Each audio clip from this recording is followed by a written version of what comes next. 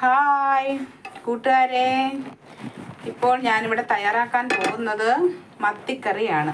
നമുക്ക് മത്തിക്കറി വെക്കാനായിട്ട് അതേപോലെ ഒരു പാൻ അടുപ്പത്ത് വെച്ചിട്ടുണ്ട്. അതിന് മുമ്പായിട്ട് തന്നെ ഉള്ളി, പിന്നെ പച്ചമുളക്, വെളുത്തുള്ളി, ഇഞ്ചി, ചെറുള്ളി ഇല്ലായിരുന്നു.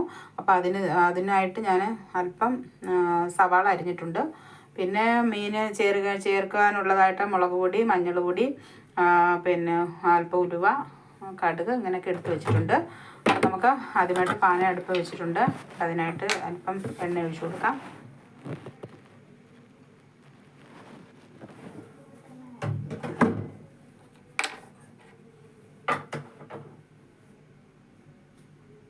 നമ്മുടെ ഫാനിൽ എണ്ണ ചൂടായിരിക്കുകയാണ്.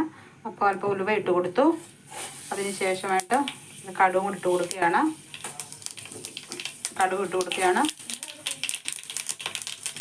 അതിനുശേഷം വെളുത്തുള്ളി, ചുവന്നുള്ളി,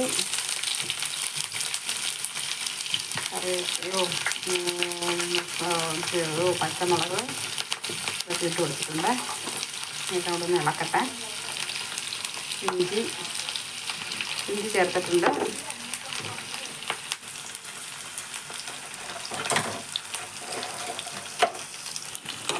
അതൊന്ന് വഴന്ന് വരട്ടെ. അങ്ങനെ അല്പം മഞ്ഞൾ പൊടി ചേർത്ത് കൊടുക്കുന്നു. കാശ്മീരി പൗഡറാണ്. അപ്പോൾ അതുകൊണ്ട് നമുക്ക് ആവശ്യത്തിന് മുളക് പൊടിയും ചേർത്ത് കൊടുക്കാം. ഓക്കെ, അപ്പോൾ നമ്മുടെ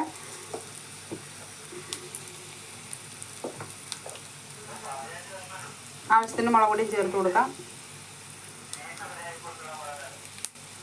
പിന്നെ ആവശ്യത്തിന് ഉപ്പ് ചേർത്തു. അപ്പോൾ നമുക്ക് ഇനി അതൊന്ന് പൊടിയൊക്കെ ഒന്ന് ചൂടായി ഒന്ന് റെഡി ആയിക്കോട്ടെ. അപ്പം ഓക്കെ, നമുക്ക് മീൻകറി ഇപ്പോൾ തന്നെ തയ്യാറാക്കാം. അത് കഴിഞ്ഞിട്ട് ഇതൊന്ന് തിളച്ച് കഴിയുമ്പോൾ നമുക്ക് പുളി ഇട്ട് കൊടുക്കണം. തിളയ്ക്കുന്ന സമയം പുളി ഇട്ട് കൊടുത്തിട്ട് നമുക്ക് മീൻ വറക്കിയിട്ട് എടുക്കാം. ഓക്കെ, അരപ്പൊന്ന് ചൂടായിക്കോട്ടെ കേട്ടോ. മീൻകറിക്ക് ആവശ്യമായ അരപ്പൊക്കെ റെഡി ആയിട്ടുണ്ട്. പിന്നെ നമുക്ക് അല്പം വെള്ളം ഒഴിച്ചു കൊടുക്കാം.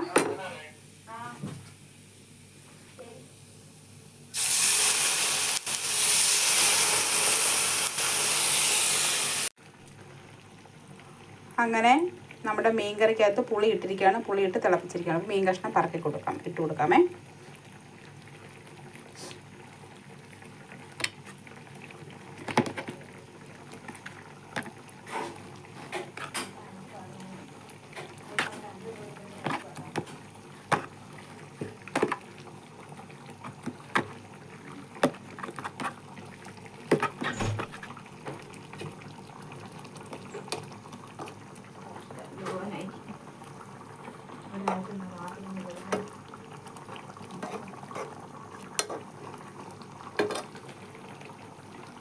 അപ്പോൾ അല്പം കറിവേപ്പില കൂടെ അതിൻ്റെ മുകളിലൊക്കെ കൊടുക്കാം. നല്ലൊരു മണവും കിട്ടും. ഹായ് കൂട്ടുകാരെ, അങ്ങനെ നമ്മുടെ മീൻകറി മത്തിക്കറി റെഡി ആയിരിക്കുകയാണ്. അപ്പോൾ അല്പം പച്ച വെളിച്ചെണ്ണ ഒഴിച്ചിട്ട് ഒന്ന് റെഡിയാക്കി എടുക്കാം. വെളിച്ചെണ്ണ ഒഴിക്കട്ടെ.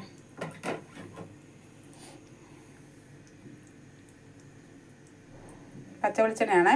ഇച്ചിരി ഒഴിച്ചിട്ട് ഇപ്പോൾ ഒന്ന് ശരിയാക്കി എടുക്കാം. നല്ല സൂപ്പർ മീൻകറി മത്തിക്കറിയാണേ.